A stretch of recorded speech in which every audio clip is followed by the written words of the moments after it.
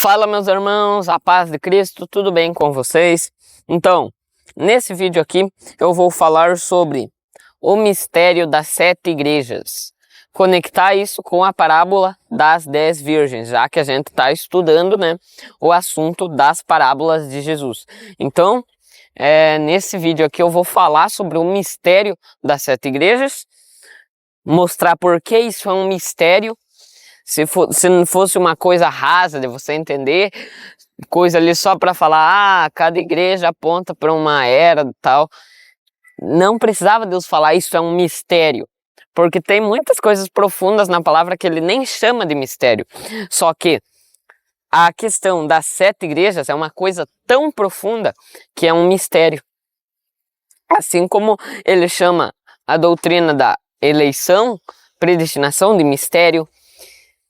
Enfim, uma série de outras coisas na palavra que Deus chama de mistério.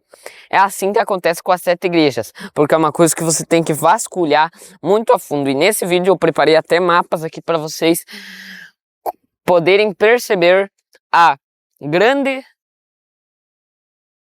conexão que tem, o grande mistério que tem, conexão que tem desse assunto com a parábola das 10 virgens. Beleza?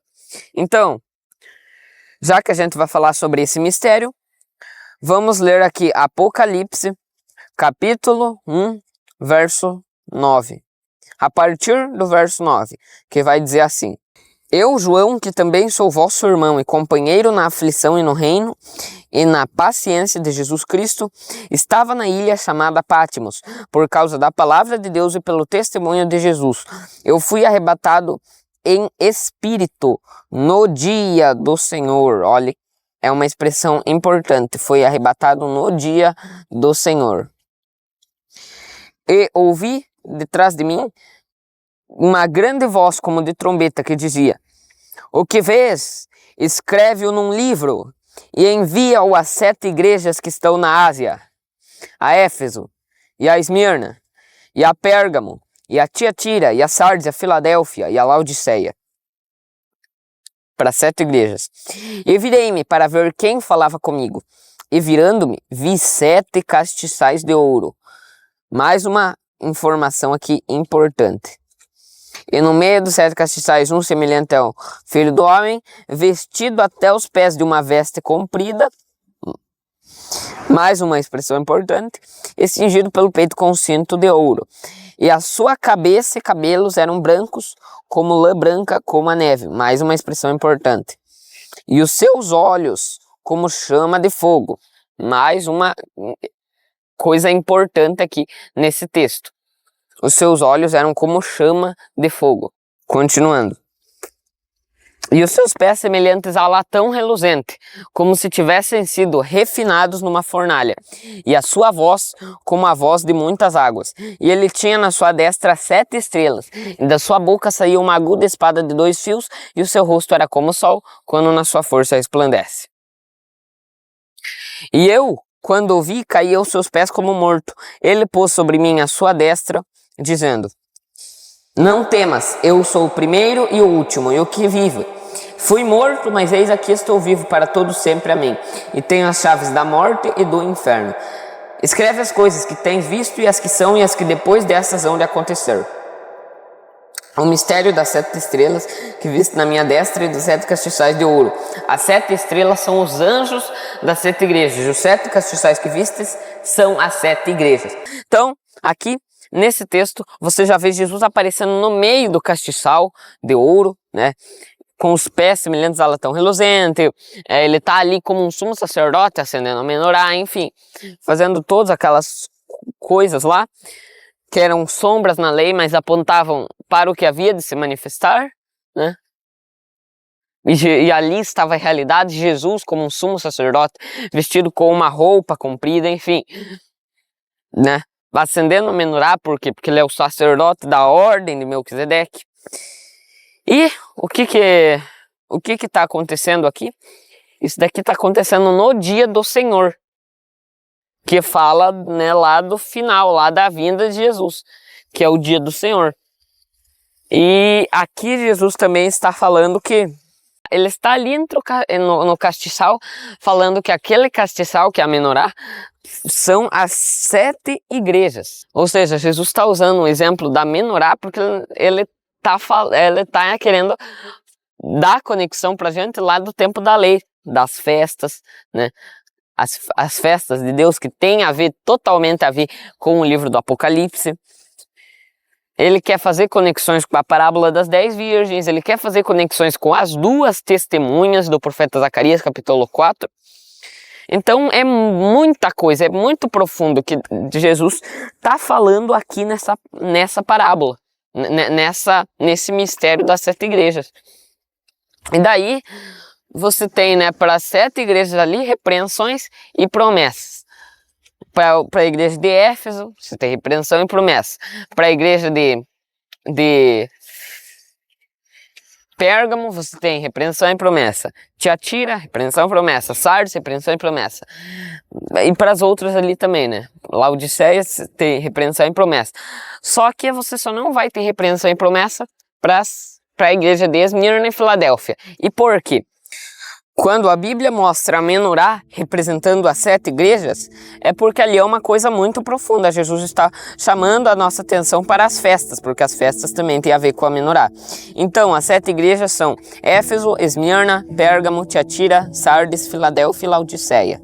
Para a igreja de Éfeso, você tem repreensão e promessa. Significa que você tem virgens loucas e virgens prudentes. Repreensão para as virgens loucas e promessa para as virgens prudentes, né?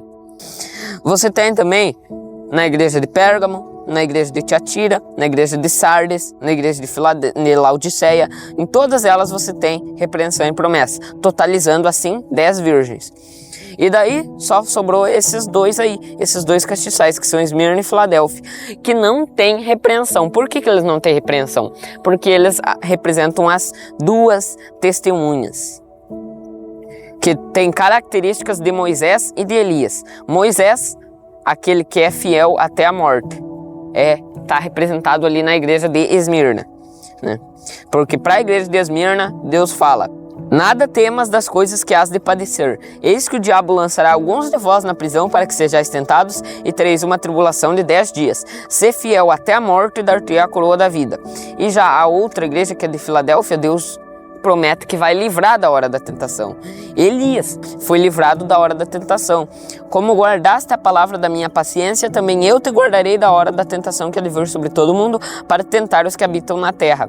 Por quê? Porque Elias ele foi arrebatado para o céu em uma carruagem de fogo, fazendo uma alusão para o arrebatamento da igreja, aqueles que serão arrebatados vivos. E são essas 2 testemunhas aí que vão estar tocando trombetas. São o grito da meia-noite que vai despertar as virgens. Aí vem o noivo, sair-lhe ao encontro, que é o toque de trombeta, relacionado lá com a festa das trombetas, entende? Então é eles ali, Moisés e Elias, aspas, o espírito de Moisés e Elias no povo de Deus, pregando na última semana, tocando trombeta. Eles que são o grito da meia-noite. Grito da meia-noite não é guerra mundial, coisa do tipo. O grito da meia-noite é a pregação das 2 testemunhas. É isso. Entende?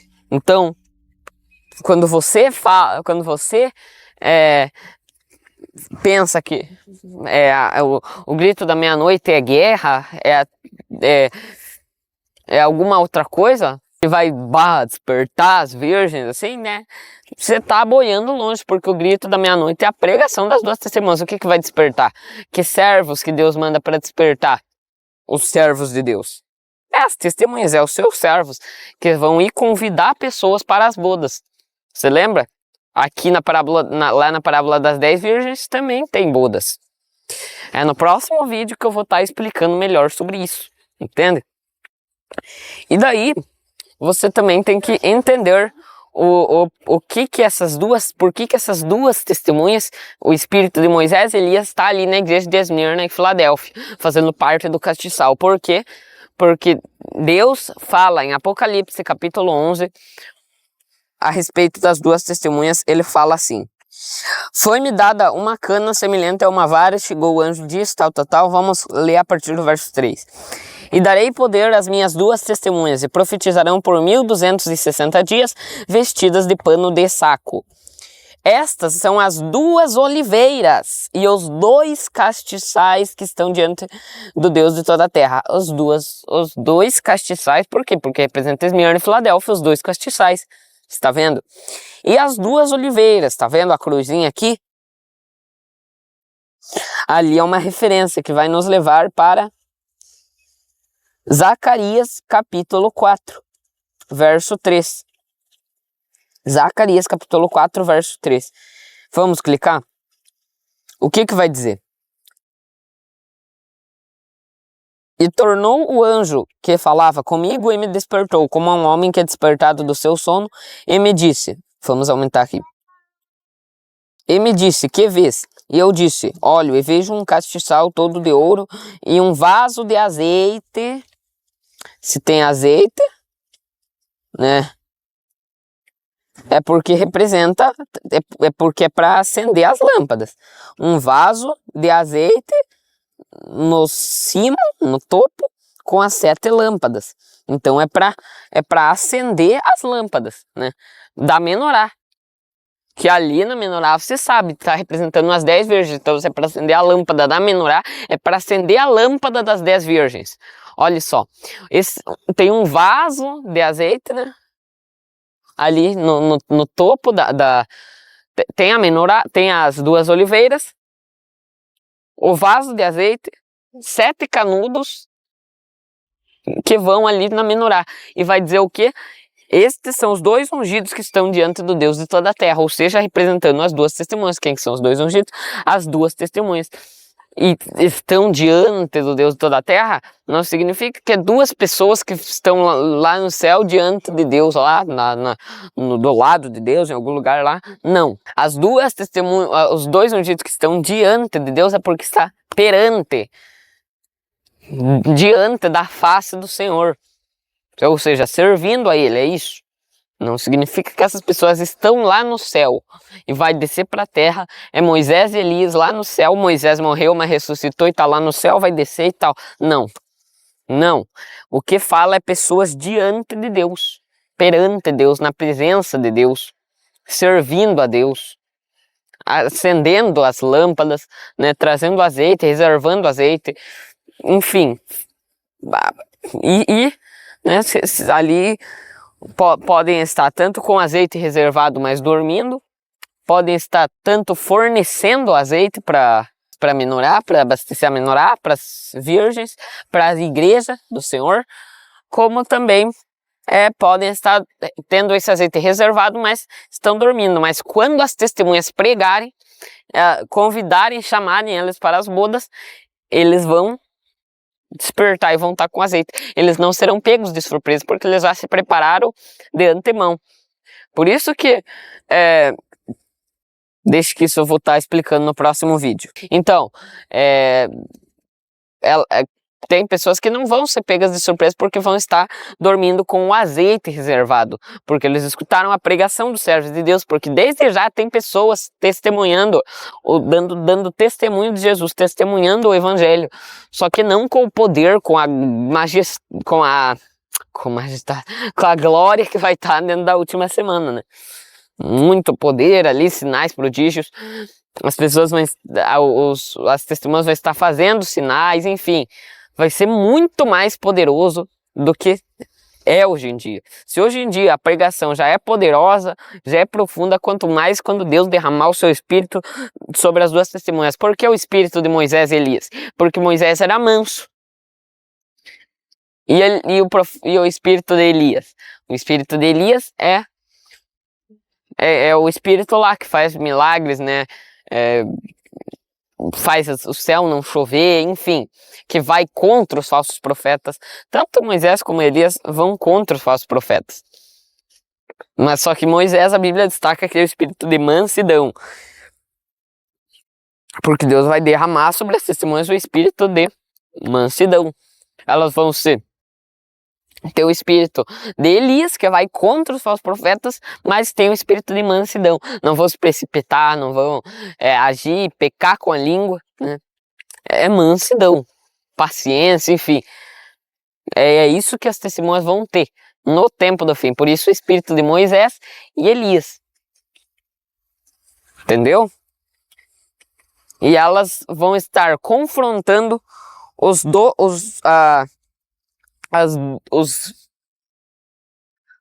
as duas testemunhas do mal, que aparecem lá em Apocalipse, capítulo 13,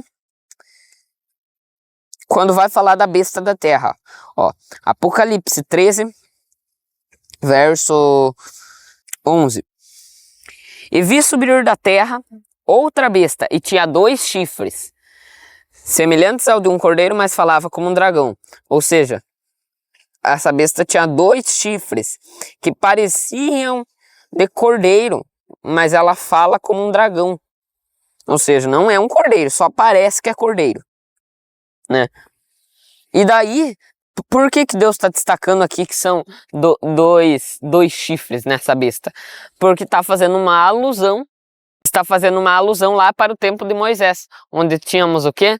Janes e Jambres, 2 feiticeiros de Faraó que confrontavam ali Moisés, né? Os magos lá de Faraó eram Janes e Jambres, e Moisés estava ali repreendendo eles. Moisés e Arão versus Janes e Jambres, 2 testemunhas do bem versus 2 testemunhas do mal. Correto? E essas duas testemunhas do mal vão aparecer nas 7 igrejas com o espírito de Balaão e Jezabel. Quer ver? Que estão ensinando a igreja a cometer idolatria, fornicação, feitiçaria, um monte de coisa. Então, em Apocalipse 2, verso 12, Deus vai estar dizendo assim para a igreja de Pérgamo: ao anjo da igreja que está em Pérgamo escreve: isto diz aquele que tem a espada aguda de 2 fios, eu sei as tuas obras, e onde habitas, que é onde está o trono de Satanás, e retens o meu nome, não negaste a minha fé, ainda nos dias de Antipas, minha fiel testemunha, o qual foi morto entre vós, onde Satanás habita. Mas umas poucas coisas tenho contra ti, porque tens lá os que seguem a doutrina de Balaão. Em que tempo que foi Balaão? Tempo de Moisés. Espírito de Moisés confrontando o Balaão, né? Espírito de Balaão, espírito de falso profeta, o qual ensinava Balaque a lançar o tropeço diante dos filhos de Israel para que comessem do sacrifício da idolatria e se prostituíssem. E daí para a igreja de Tiatira, Deus fala: mas tenho contra ti o tolerares que Jezabel, que foi nos tempos de Elias, espírito de Elias, que vai estar nas 2 testemunhas, né?